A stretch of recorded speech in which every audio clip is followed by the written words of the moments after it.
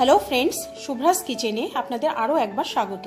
আমি আজ আপনাদের সাথে ওপার বাংলার একটা রেসিপি শেয়ার করব, মানকচু বাটা। এই মানকচু বাটা গরম ভাতে জাস্ট অসাম লাগে খেতে।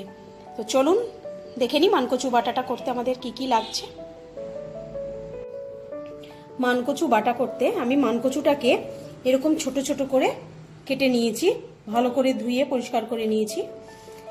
আর এগুলো এই মানকচুটাকে আমি মিক্সির জারের মধ্যে দিয়ে দেবো।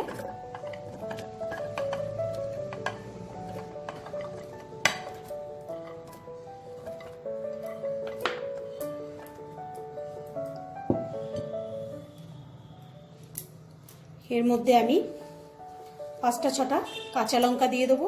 ঝালটা আপনারা আপনাদের পরিমাণ মতো দেবেন। এবার আমি পরিমাণ মতো একটু নুন দিয়ে দেবো।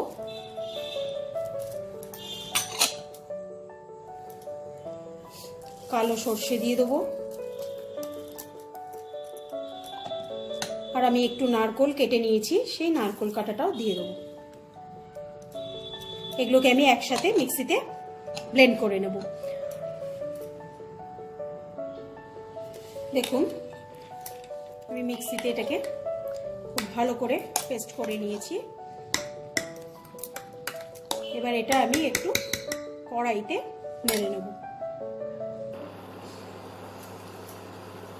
কড়াইটা গরম করে আমি একটু সর্ষের তেল দিয়ে দিয়েছি। এবার এই তেলে আমি এই মানকচু বাটাটা দিয়ে দেবো।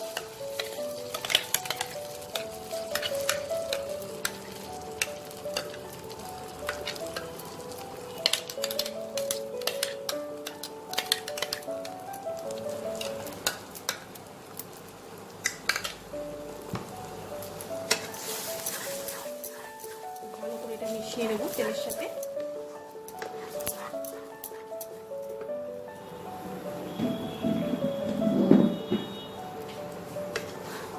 আপনাদের একটা কথা বলি, এই মানকচু বাটা দু রকম ভাবে খাওয়া যায়।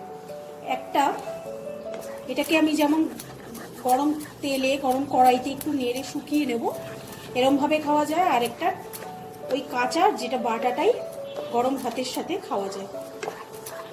যদি আপনারা মনে করেন মানকচুটা সাথে সাথে বেটে সাথে সাথেই খেয়ে নেবেন, তাহলে আর আলাদা করে কড়াইতে নেড়ে নিতে হয় না। যদি মনে করেন আমি সকালে করবেন, রাত্রে খাবেন কি দুপুরে খাবেন, তাহলে একটু কড়াইতে সাঁতলে নেবেন। এটাকে আমি পুরো শুকনো শুকনো হওয়া অবধি একটু নাড়ব। আমার এটা শুকনো শুকনো হয়ে গেছে। এবার এটাকে আমি সার্ভ করে নেব। আপনাদের আবারও বলছি, যদি আপনারা মনে করেন কচুটা বেটে সাথে সাথে গরম ভাত দিয়ে খাবেন, মানে খাওয়ার বাটার পর আর দেরি করবেন না, তাহলে কড়াইতে আলাদা করে আর নেড়ে নেওয়ার দরকার নেই, ওটা আপনারা এমনিই খাবেন। আর যদি মনে করেন অনেকক্ষণ আগে বানিয়ে রাখবেন পরে খাবেন, তাহলে একটু কড়াইতে নেড়ে আমার মতো এরকম একটু শুকিয়ে নেবেন। আমি এটাকে সার্ভ করে নিচ্ছি। মানকচু বাটাটা আমি সার্ভ করে নিয়েছি কাঁচা লঙ্কা দিয়ে।